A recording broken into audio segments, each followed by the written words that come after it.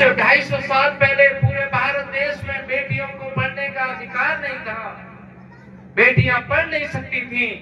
माता सावित्रीबाई फुले और ज्योतिबा फुले जी के साथ में माता सावित्रीबाई फुले ने महाराष्ट्र में शिक्षा की क्रांति लाने का काम किया।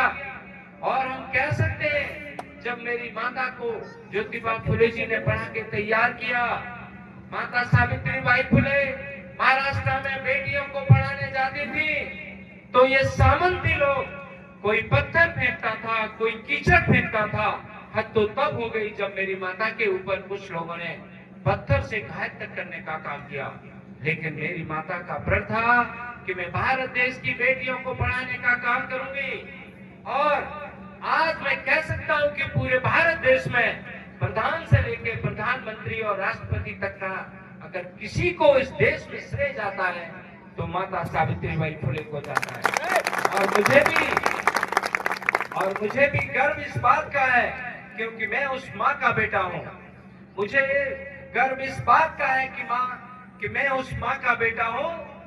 2024 में ये भाजपा वाले लोगों ने तो मुझे रोक दिया, भले संसद में जाने से रोक दिया, लेकिन मुझे पूरा भरोसा है। और जब मैंने इतिहास उठा के देखा, इतिहास में जहां मैं भगवान गौतम बुद्ध में मेरी अपार आस्था है, बाबा साहब भीमराव अंबेडकर का मैं दीवाना हूं।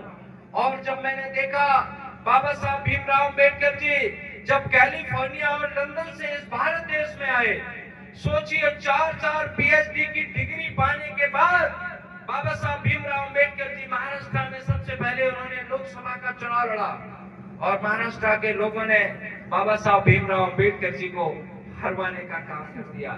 और जब 2024 में बाबा साहब भीमराव अंबेडकर जी को जब मैंने देखा, जब बाबा साहब भीमराव अंबेडकर को लोगों ने हराने का काम कर दिया, तो डॉक्टर नवल किशोर पहली बार में कैसे बनता, मैं कह सकता हूँ। और इसके बाद में बाबा साहब भीमराव अंबेडकर जी पश्चिमी बंगाल की धरती से लोकसभा का चुनाव लड़े और देश में कानून मंत्री बनकर इस देश में भारत का संविधान लिखने का काम कर दिया। मुझे भी पूरा भरोसा है कि आने वाले समय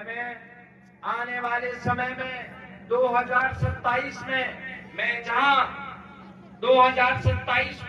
मैं आप सबसे भी अनुरोध करूंगा कि आज पूरे उत्तर प्रदेश के साथ पूरे भारत देश में ये भारतीय जनता पार्टी के लोगों से कोई लड़ने का अगर काम कर रहा है तो आदरणीय राष्ट्रीय अध्यक्ष अखिलेश यादव जी कर रहे हैं।